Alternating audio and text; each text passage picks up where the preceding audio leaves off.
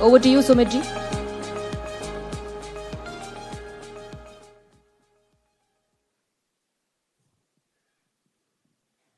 गजेंद्र सिंह शेखावत सिर्फ नाम ही काफी है। हिंदुस्तान की संस्कृति, हिंदुस्तान के पर्यटन को आगे बढ़ाने की जिम्मेदारी आज के दौर में मंत्री जी निभा रहे हैं। बहुत बहुत स्वागत है आपका टाइम्स नाउ समिट में। थैंक यू सो मच समय निकालने के लिए। बहुत सारा धन्यवाद ये अवसर प्रदान करने के लिए। सर, शुरुआत करना चाहता हूं क्योंकि हम जिस दौर में इस वक्त बैठे हुए हैं, युद्ध चल रहे हैं। एक युद्ध तो ऐसा है जो सीधे तौर पे हमको असर डाल रहा है। हम लेना एक ना देना दो, लेकिन कोलैटरल डैमेज में हिंदुस्तान सबसे अधिक मुझे लग रहा है कि अफेक्ट हो रहा है। और आज नहीं तो कल ये आपकी मिनिस्ट्री तक भी आने वाला है जब टूरिज्म पे बात आएगी। पर मैं शुरुआत करना चाहता हूँ आपके आज के ट्वीट से। आपने बड़ा अच्छा ट्वीट किया, मैं वो पढ़ता हूँ और संस्कृत में देखता हूँ, आपके ट्वीट्स को लगातार फॉलो करता हूँ। आप संस्कृत के श्लोकों का और उन चीज़ों को उद्धृत करते रहते हैं। संकट बुद्धि परीक्षते, मतलब संकट में ही बुद्धि की परीक्षा होती है, जो मैं समझ पा रहा हूँ। और ये कह के हुए आपने कहा कि जिस तरीके से इस कठिन वक्त में समझदारी भरे कदम सरकार ने उठाए हैं, उससे आम हिंदुस्तानी को बहुत फायदा मिला है। क्यों कहा आपने ये ऐसा? धन्यवाद मित्र। आपने जहां से शुरू किया मैं वहीं से उसका जवाब देना शुरू करता हूं। आपने कहा कि दुनिया बहुत सारे युद्धों में उलझी हुई है और उसमें से एक युद्ध का प्रभाव प्रत्यक्ष या अप्रत्यक्ष रूप से हम पर सीधे पड़ रहा है। तो आज दुनिया जिस मुकाम तक पहुंच गई है और वर्तमान के दौर के विश्व में जिस तरह से सब देशों की परस्पर निर्भरता किसी न किसी विषय को लेकर के कहीं न कहीं है, ऐसे में दुनिया का हर इस तरह का अवरोध, दुनिया में हर इस तरह का तनाव या दुनिया में हर इस तरह की का युद्ध यदि किन्हीं भी दो देशों के बीच में हो, वो कहीं ना कहीं प्रत्यक्ष और परोक्ष रूप से सबको प्रभावित करता है। रशिया और यूक्रेन के वॉर ने प्रत्यक्ष रूप से हमारे ऊपर कोई शायद उसका प्रभाव नहीं आ रहा होगा, लेकिन बहुत सारी सप्लाई चेन्स जो हैं, ग्लोबल सप्लाई चेन डिसरप्ट उसके कारण से हुई। गेहूं का जो है सबसे बड़ा उत्पादक यूक्रेन था, रशिया था, जो दुनिया के ग्लोबल मार्केट में उत्पादक हम हैं भले सबसे बड़े, लेकिन ग्लोबल मार्केट में सप्लाई करने वाले सबसे बड़े देश थे। सप्लाई चेन डिसरप्ट हुई, पूरी दुनिया में एक संकट दिखाई देने लगा। जिस युद्ध के परिप्रेक्ष्य में आपने बात की, निश्चित रूप से उसका प्रभाव पूरी दुनिया पर है, भारत पर नहीं, लेकिन पूरी दुनिया पर प्रभाव कमोबेश है। और मैंने ये तो इसलिए लिखा था कि संकट में बुद्धि और विवेक हर व्यक्ति के, समाज के हर व्यक्ति के संकट में, कठिनाई के दौर में बुद्धि और विवेक का परीक्षण होता है कि वो किस तरह से आचरण और व्यवहार करके उस समय जो है जिस दायित्व के साथ में काम कर उस दायित्व का निर्वहन करता है। और क्योंकि हमने देखा पूरी दुनिया में जब पेट्रोल और डीजल की प्राइसेस बढ़ रही, जब ये युद्ध शुरू हुआ था उसके तीसरे या चौथे दिन ही में आईटीबी के लिए बर्लिन गया हुआ था। जब मैं वहां पहुंचा था उस दिन मुझे बताया गया था कि आज 15% प्राइस हाइक हो गया इस युद्ध के कारण से। जब 4 दिन बाद में, जिस दिन मैं वापस वहां से निकल रहा था, तब तक वो प्राइस हाइक जो है वो 18% हो गया था, क्योंकि वहां डायरेक्ट कंपनीज जो हैं उनके इट्स सप्लाई और कॉस्ट के ऊपर जो है, कॉस्ट की डायनेमिक्स पे वहां रिटेल प्राइस डिपेंड करती है। और पूरी दुनिया में उठा करके देख लिया, अमेरिका में लगभग 20% से ज्यादा प्राइस हाइक हुआ है। और दुनिया के सब देशों में हर बड़ी इकोनॉमी ने अपने यहां पेट्रोल और डीजल की प्राइसेस को बढ़ाया है। मैंने कहा कि संकट में परीक्षा होती है। नरेंद्र मोदी जी के नेतृत्व में सरकार ने अपने कर राजस्व को कम करके हमने जनता पर किसी तरह का बोझ न पड़े, इसके लिए एक्साइज ड्यूटी में कमी की घोषणा की। इस परिप्रेक्ष्य में मैंने लिखा था। मैं इसलिए आपसे पूछना चाह रहा था कि पिछले 2-3 दिनों से ये बड़ी चर्चा है कि लॉकडाउन लगने वाला है, लॉकडाउन लगने वाला है, क्योंकि प्रधानमंत्री जी ने कोरोना काल के वक्त में टीम भारत ने जिस तरीके से काम किया, संसद में वो जो भाषण दिया, उसको कुछ लोगों ने बजाय इसके समझने की कि भाई हमको तैयार रहना चाहिए, ये फैलाना शुरू कर दिया कि क्या लॉकडाउन वाकई में आ रहा है। तो आज आप इस मंच से बता दीजिए, आपने उस ट्वीट में तो बता दिया। फिर मैं ये कहूंगा कि संकट में बुद्धि की परीक्षा होती है, विवेक की परीक्षा होती है। कुछ लोग संकट में जो है अपने अवसर देखने की कोशिश करते हैं और उसको राजनीतिक लाभ की गोटी के रूप में उपयोग करने की अपेक्षा करते हैं। संकट में बुद्धि की परीक्षा होती है, विवेक की परीक्षा होती है। कुछ लोगों की बुद्धि और विवेक ही इतना है कि वो शायद यही सोचते हैं कि हर समस्या का समाधान लॉकडाउन होगा। लॉकडाउन उस समय कोविड के समय आवश्यकता थी। कोविड के समय में भारत ने जिस तरह से सीमित संसाधनों के होने के बावजूद भी एकजुटता के साथ में माननीय प्रधानमंत्री जी के नेतृत्व में देश ने कोविड के साथ जो लड़ाई लड़ी, वो पूरी दुनिया के सामने एक केस स्टडी है। दुनिया के ऐसे जो सबसे ज्यादा संकटग्रस्त, चाइना को निकाल दीजिए क्योंकि चाइना पे कोई रिलाय नहीं करता, उसके डेटा पे रिलाय नहीं करता। दुनिया के अमेरिका से लेकर के 15 ऐसे देश, भारत और चीन को छोड़ करके, जिनमें सबसे ज्यादा कोविड का प्रभाव था, और वो सब संपन्न देश थे, समृद्ध विकसित देश थे। उनकी टोटल पॉपुलेशन जितनी है उससे ज्यादा पॉपुलेशन भारत में है। जितनी बड़ी लड़ाई वो लड़ रहे थे, उनसे बड़ी लड़ाई हम लड़ रहे थे। उनके यहाँ रोबस्ट मेडिकल इंफ्रास्ट्रक्चर था, हमारे यहाँ उस जब शुरुआत के दौर में हमारे यहाँ पे न पीपी किट बनता था, न N95 मास्क बनते थे। एक फैक्ट्री को छोड़ करके, HLL को छोड़ करके कहीं नहीं बनते थे। न ऑक्सीजन के जो कंसंट्रेटर्स हमारे यहाँ पे बन रहे थे। हमारे पास में सुविधा नहीं थी। लेकिन फिर भी किसी भी पैरामीटर, कोविड के समय और कोविड के बाद के पैरामीटर को उठा के देख लीजिए, कोविड का हमने जिस तरह से संघर्ष किया वो दुनिया में एक नजीर बना। अब इस संकट के समय में भी अभी कोई शायद लॉकडाउन ढूंढ रहा है, तो मुझे तो उनकी बुद्धि पर तरस आता है। उनकी बुद्धि का भी परीक्षण इस संकट के समय में हो रहा है। मैं इसलिए आपसे पूछ रहा हूँ शेखावत साहब, मैं आऊंगा आपकी मिनिस्ट्री पर भी सवाल है मेरे पास, पर क्योंकि हम इस बड़ी तस्वीर पे बात कर रहे हैं और पूरा देश में वो तस्वीरें लगातार बीते, आज 1 महीना पूरा हो रहा है। 28 फरवरी से आज हम 27 मार्च को हैं, लगभग 1 महीना हो गया इस लड़ाई को होते हुए। इस परिस्थिति में हमने तस्वीरें देखी, तमाम पेट्रोल पंप्स पे लाइनें लगी हुई हैं, तमाम LPG सिलेंडर्स को लेके, खासकर वो लोग जो गरीब तबके के हैं, जो रेडी पटरी पर चाय बनाते हैं, समोसे बनाते हैं, अपनी रोजमर्रा का खर्चा निकालते हैं, वहां पे हमने सूरत का स्टेशन देखा। गुजरात में बड़ी संख्या में लोग वापस उत्तर प्रदेश और बिहार लौट रहे हैं, ट्रेनों की व्यवस्था की गई। ये तस्वीरें जो आ रही थी, इससे आपको लगता है कि चिंता की बात है या नहीं है? जो आम हिंदुस्तानी देख रहा है, जो अपने घरों में LPG का सिलेंडर इस्तेमाल करता है, उसके लिए क्या कहना चाहेंगे आप? देखिए, किसी एक जगह विशेष पर कहीं कोई किसी डिलीवरी लाइन में कोई चुनौती खड़ी हुई होगी, उसके कारण इतने बड़े देश में कहीं कोई कमी ऑब्जर्व की गई होगी, और ऐसा नहीं होगा ऐसा मैं नहीं कहता। लेकिन मोटे तौर पर देश में आज भी डोमेस्टिक LPG को लेकर के कहीं किसी तरह की चुनौती नहीं है। मैं कल अपने संसदीय क्षेत्र से लौटा हूं और मुझे लगता है कि घरवालियां इसमें सबसे अच्छा कॉम्प्लीमेंट, सबसे बड़ी क्रिटिक होती हैं, लेकिन वहां से कॉम्प्लीमेंट मिले तो सबसे अच्छा होता है। मेरी पत्नी ने मुझे कहा कि लोग ये जो है मीडिया में और टीवी में लोग फालतू का जो है इसको इशू बनाने की कोशिश कर रहे हैं। मैंने तो अपना सिलेंडर बुक कराया था, मुझे 6th डे सिलेंडर मिल गया। एक व्यवस्था पहले से थी कि आप 20 दिन बाद में, 22 दिन बाद में अपना, क्योंकि एक सामान्य परिवार में एक सिलेंडर जो है 4 लोगों की फैमिली में 1 महीने से ज्यादा चलता है। मेरी बहनें जो यहाँ बैठी हैं वो सब इसको एंडोर्स करेंगे। मेरे जैसा घर जहां बहुत सारे लोग रहते हैं वहां पे शायद वो 18-20 दिन से थोड़ा कम चलता होगा, वरना 1 महीना सिलेंडर चलता है। वहां सिस्टम बना हुआ है कि आप 1 महीने बाद में, 22 दिन बाद में आप सिलेंडर बुक करा सकते हो। पहले से it was, system was in place, क्योंकि कहीं कोई किसी तरह का संकट नहीं था, इसलिए उसको फॉलो करने की आवश्यकता नहीं थी, फ्री फ्लो हो रहा था। आज उसको ठीक से कि व्यवस्थित रहे, होर्डिंग न हो, अननेसेसरी ब्लैक मार्केटिंग न हो, उसको लेकर के उसको व्यवस्था को सुचारू करने की दिशा में कदम उठाया। सरकार ने कहा पहली प्रायोरिटी 33 करोड़ डोमेस्टिक उपभोक्ताओं की होनी चाहिए, वो सबके सामने स्पष्ट है, होना भी चाहिए।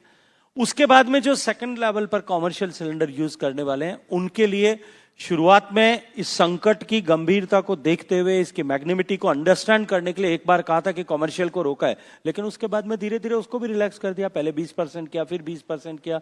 अब जो है मैं मानता हूं कि इंडस्ट्री को छोड़ करके कहीं किसी तरह की कोई चुनौती बड़ी दिखाई नहीं देती। लोग पैनिक के करते, कुछ होर्डिंग कर रहे हैं, किसी ने, अब किसी के घर में 2 कनेक्शन है, 4 सिलेंडर रख रखे हैं, 3 भरे हुए हैं, तो भी चौथे के लिए लाइन लगा के खड़े हैं कि नहीं नहीं साहब एक ये भी भर लेते हैं, पता नहीं मिलेगा कि नहीं मिलेगा।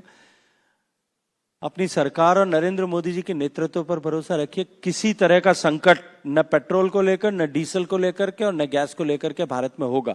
लेकिन साथ ही साथ हम नागरिकों की भी जिम्मेदारी है, ये वैश्विक संकट का दौर है, हम सबको इस संकट की गंभीरता को समझते हुए इस संकट के समय में हम किस तरह से विवेकपूर्ण आचरण करें, हमको भी काम करने की तो शेखावत साहब, वो आपका परिवार था, आपकी फैमिली थी, तो पता था मिल ये गया। प्रश्न आप कहेंगे, मिल गया। लेकिन ये ऐसे कई एग्जांपल मेरे पास भी हैं सर, जिन लोगों से हमने बात की, जिनको हम कैमरे पर लेकर आए, उन्होंने कहा, एक तो वो 45 दिन जो रूरल इलाके में किया गया टाइम लिमिट को बढ़ा के, उससे पैनिक और बढ़ा कि लगता है कि अब आने ही नहीं वाली है, तो लोगों के पास जो चीज थी उसमें वो भराने की कोशिश करने लगे, चाहे पेट्रोल हो चाहे डीजल हो, मतलब कोई ना कोई ईंधन का साधन रहे। मेरा सवाल दरअसल आपसे ये है कि क्या कोई एनर्जी राशनिंग होने वाली है कि एक पर्टिकुलर लिमिट? देखिए, अभी तक इस तरह की कोई भी, हालांकि हमारे पड़ोस के दोनों देशों ने कर दिया है, पाकिस्तान ने भी कर दिया, बांग्लादेश ने भी कर दिया, लेकिन इस तरह की भारत में कहीं कोई संभावना इसलिए नहीं है कि हमारा जो सप्लाई होती थी, लगभग अब 22-23 देशों के साथ में हमारा ट्रेड होता था, जहां से हमको सप्लाई मिलती थी। अब वो बढ़ करके पिछले दिनों में इस संकट को, आसन्न संकट को समझते हुए उसको हमने 40 देशों तक बढ़ा दिया। और जब 40 देशों से सप्लाई होने लगी है, तब हमारी जो है हमारे सामने जो जितनी बड़ी चुनौती दिखाई देती थी वो अब कम हो गई है। मैं अभी नहीं देखता कि जिस तरह का आज परिदृश्य है, उस परिदृश्य में अगर ये परिदृश्य प्रलोंग भी करता है तो किसी तरह का एनर्जी संकट जो है वो भारत में आएगा। बड़ी बात, आप बड़ा अश्योरेंस देके जा रहे हैं और आपकी बातों का मायने भी है। अब मैं आता हूं एक और चीज पे इससे जुड़ा हुआ, जो संसद में विपक्ष कह रहा है कि अगर प्रधानमंत्री ईरान के नेता से बात कर लेते, इजराइल दौरे पे नहीं जाते, तो इस युद्ध को टाला जा सकता था। इस युद्ध में भारत की एक महती भूमिका हो सकती थी आज की तारीख में, जो अब पाकिस्तान, हमारा पड़ोसी और दुश्मन मुल्क, अदा कर रहा है। चलिए, कम से कम इसके लिए तो उनका मैं धन्यवाद आपके माध्यम से कह सकता हूं कि वो भारत और भारत का मतलब, यदि माननीय प्रधानमंत्री जी को और उनके प्रभाव को ये इतना तो स्वीकार करते हैं कि भारत अगर बीच बचाव करता तो युद्ध को टाला जा सकता था। पहली बार उन्होंने भारत को इतने, और भारत की सरकार और सरकार के मुखिया नरेंद्र मोदी जी को इतने नंबर दिए, इसके लिए तो उनका अभिनंदन करना चाहिए। उन्होंने आधी विदेश नीति दिखाई, इजराइल के साथ दोस्ती की, ईरान के साथ नहीं की। वो क्या होता है कि मैं फिलॉसफी का स्टूडेंट था,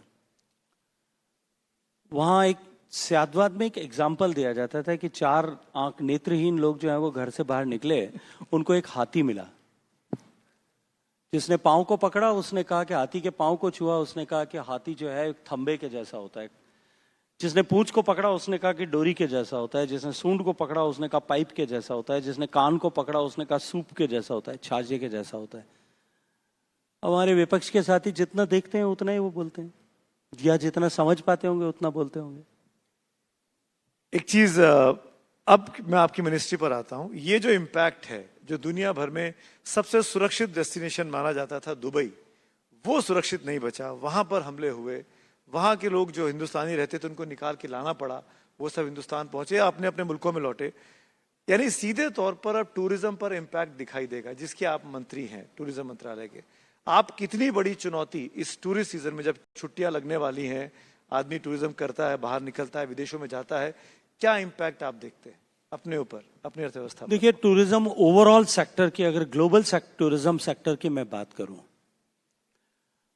तो टूरिज्म ऐसा जो सेक्टर है जिस पर किसी भी तरह की एडवर्सिटी का सबसे पहला प्रभाव पड़ता है।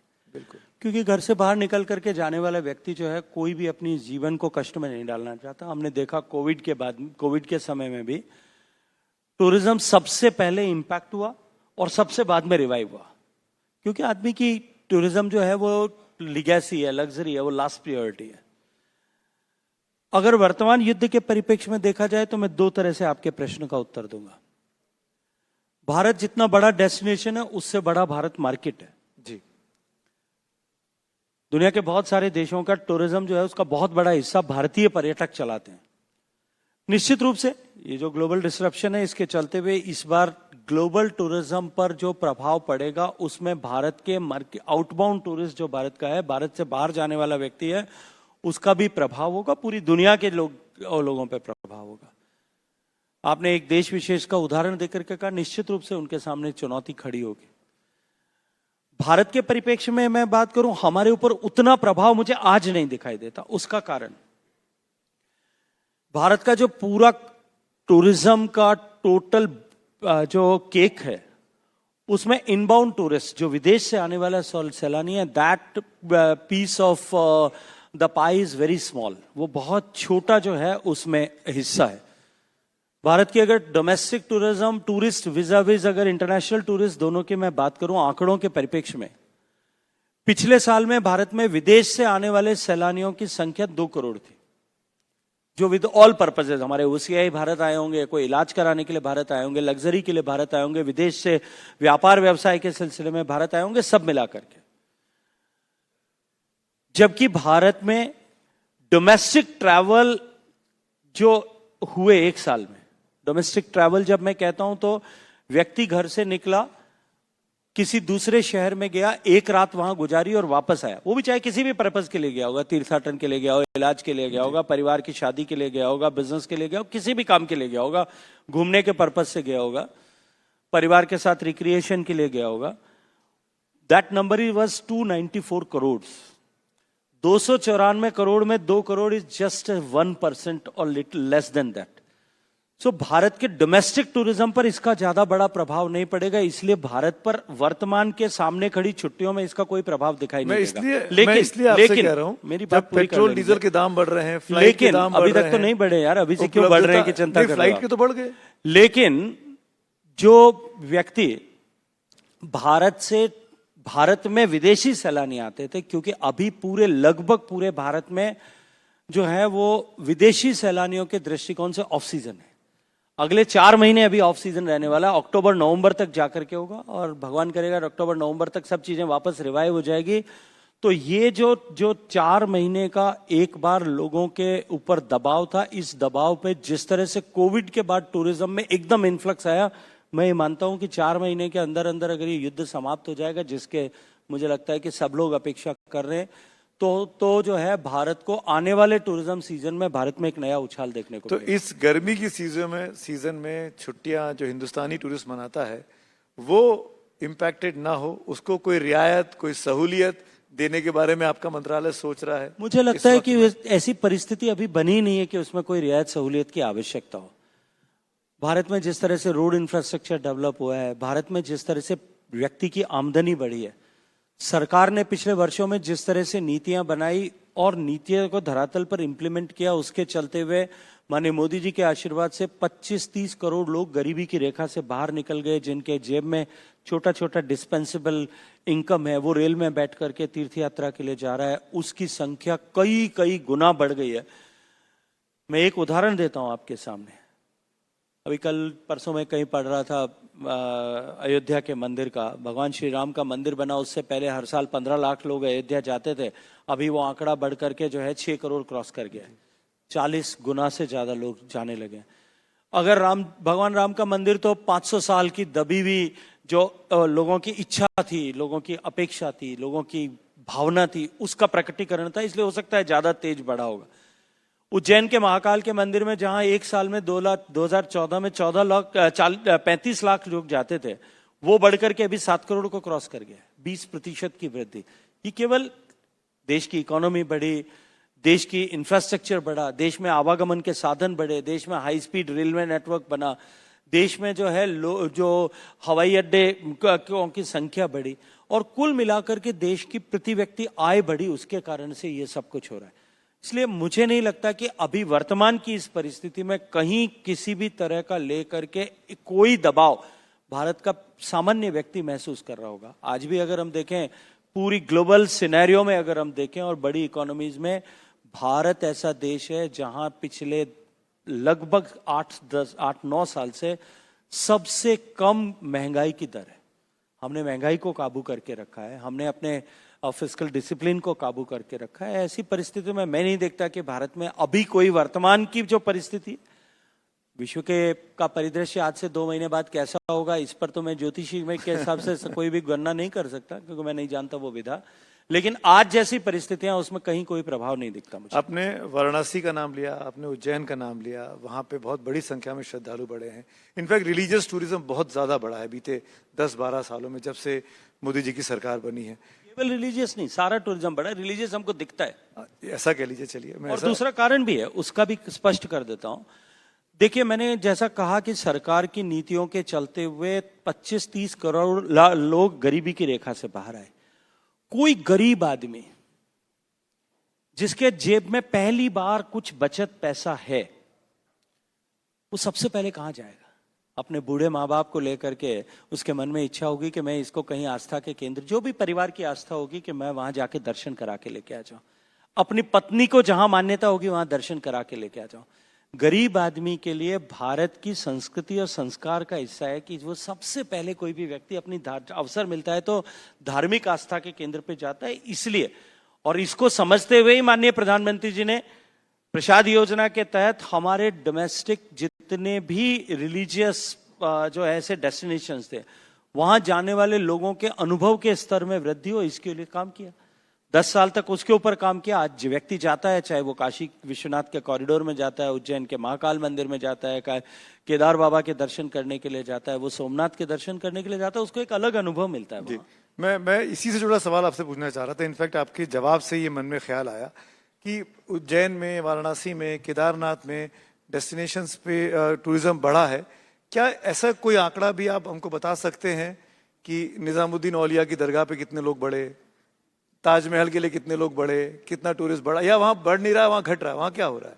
निश्चित रूप से बढ़ रहा होगा। निश्चित निश्चित रूप से बढ़ रहा होगा साहब। जब गरीब 25-30 करोड़ लोग गरीबी की रेखा से बाहर निकलते हैं, वो रिलीजियन के बेस पर डिवाइडेड नहीं होता है।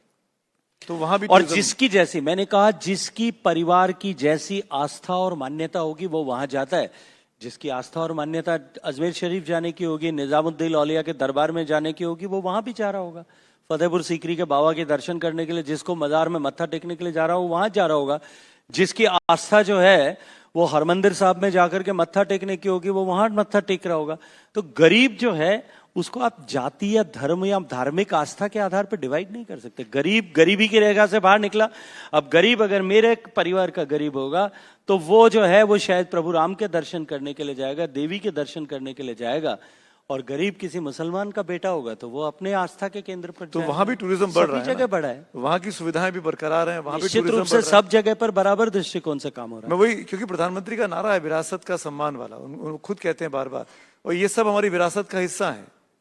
चाहे हुमायूं का मकबरा हो, निश्चित रूप से हिस्सा है। ये सब जितने भी स्ट्रक्चर्स हमारे पास सामने हैं, चाहे मुगल काल के स्ट्रक्चर्स होंगे, चाहे जो है उससे पहले के होंगे, चाहे हमारे हम्पी जैसी सभ्यताएं होंगी जिनको नष्ट भ्रष्ट तोड़ दिया गया होगा, वो विरासत का हिस्सा है। उसको देखने की दृष्टि अलग अलग होनी चाहिए। कुछ विरासत ऐसी है जो हमारे लिए एक सीख है, जो हमारे लिए एक अनुभव है, जो हमारे लिए एक अध्ययन का विषय है कि क्यों कर ऐसी परिस्थिति हुई कि हम इस मुकाम तक पहुंचे, इस तरह से हमारी संस्कृति को तोड़ा मरोड़ा, ध्वस्त नष्ट किया गया। ऐसी परिस्थिति वापस न आए। शरीर पे कोई घाव हो जाता है ना, वो घाव का निशान होता है, वो निशान शरीर को याद दिलाता रहता है कि हाँ ऐसी क्यों हुआ था। ऐसी परिस्थिति वापस न आए, इसके लिए उनका संरक्षण भी हमारे लिए बहुत महत्वपूर्ण है। संरक्षण मतलब ताजमहल रहना चाहिए ना, 100% सदियों तक रहना चाहिए। भारत की आइडेंटिटी है। मंदिर है, ताजमहल की क्या जरूरत है? भारत की आइडेंटिटी। तमाम मुगल कालीन चीजों को लाल किले पे लाल तिरंगा नहीं फहराना चाहिए, ऐसी बातें भी होती है। मैं इसलिए बोल रहा हूँ कि आपके देखिए, कुछ लोग ऐसी बातें करते होंगे। भारत में जो है कैसी कैसी बातें होती है, फ्रिंज इसको एलिमेंट्स सब जानते मानेंगे हैं ना इनको, फ्रिंज एलिमेंट्स। नेचुरली सभी तरह के लोग हैं देश में। संभल की मस्जिद के साथ जो कांड हुआ, आपको याद ही होगा, वो एएसआई प्रोटेक्टेड मॉन्यूमेंट है, उसको तोड़ा गया। मैं केवल उसकी बात नहीं कर रहा हूं, उसके अतिरिक्त भी एएसआई प्रोटेक्टेड मॉन्यूमेंट को नहीं तोड़ा गया, उसको डिफेस करने की कुछ लोगों ने कोशिश की। ऐसे कह लीजिए। हमने अपनी सारी संपदाओं को ठीक से रखा हुआ है। हम न्यायालय में खड़े हैं, हमारे पास में व्यवस्था है। न्यायपालिका उस पर जब भी निर्णय करेगी उसको वापस रिकंजर्व करने के लिए उनको प्रोटेक्ट रहना चाहिए। मैं सिर्फ इतना जानना मैं तो कहता हूं, मैं कहता हूं कि ऐसे सारे मॉन्यूमेंट्स जो हजारों सालों की इस भारत की सभ्यता की इस निरंतरता को दिखाते हैं, वो सब हमारे लिए महत्वपूर्ण है। उनकी महत्ता की दृष्टि क्या हो, ये हमारे लिए जो है अलग अलग तरह का नजरिया हो सकता मंत्री जी, अभी कुछ देर पहले अखिलेश यादव इस मंच पे थे, उन्होंने जिक्र किया अयोध्या बीजेपी हार गई। और क्यों हारी? क्योंकि अयोध्या में बहुत बड़ी संख्या में स्थानीय लोगों को नाराज कर दिया गया कॉरिडोर बनाने के नाम पर, वहां पर डेवलपमेंट के नाम पर।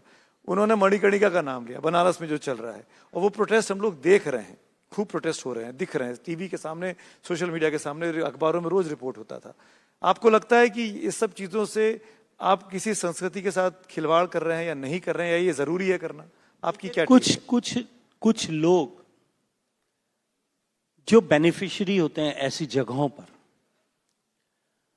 वो यथास्थिति बनी रहे इसको लेकर के उनके अपने व्यक्तिगत हित होते हैं। लेकिन अगर व्यापक दृष्टिकोण से देश की सरकार या प्रदेश की सरकार सोचे, हालांकि मणिकर्णिका पे जो कुछ हो रहा है उसमें भारत सरकार का कोई योगदान नहीं है, राज्य की सरकार और स्थानीय नगरपालिका कर रही है, लेकिन व्यापक स्तर पर उसका देश को, मासेस को लाभ होने वाला है। मैं आपसे और आपके दर्शकों से प्रश्न करता हूं कि सरकार को मासेस की चिंता करनी चाहिए या कुछ गिने चुने लोगों के हितों की रक्षा करनी चाहिए? मेरे ख्याल से गिनती में नहीं जाना चाहिए, कुछ वर्सेस बहु की बात नहीं करनी चाहिए। जो वहां स्थानीय लोग प्रभावित हो रहे हैं, देखिए, प्रभावित हो रहे हैं, उन पर मिनिमम प्रभाव हो, इसके लिए सरकार को काम करना चाहिए। ऑल्टरनेटिव मैकेनिज्म बने, इसके लिए सरकार को काम करना चाहिए। ऑल्टरनेटिव जो है अपॉर्चुनिटीज उनके लिए क्रिएट हो, उनके लिए सरकार को काम करना चाहिए। चाहे काशी बाबा में काम हुआ होगा, चाहे महाकाल के मंदिर में काम हुआ होगा, सब जगह इन सारे विषयों को ठीक से साथ साइमल्टेनियसली एड्रेस किया गया। बहुत बहुत शुक्रिया हमसे बात करने के लिए मंत्री जी। और ऐसे इतना विषय था कि हम इसको आराम से और आधा एक घंटा खींच सकते थे, लेकिन समय निकल गया। ज्यादातर बात लॉकडाउन को लेकर और एनर्जी क्राइसिस को लेकर आपसे हो गई, पर आपने समय निकाला इस वक्त में, इसके लिए बहुत बहुत शुक्रिया। Thank you so much. बहुत धन्यवाद।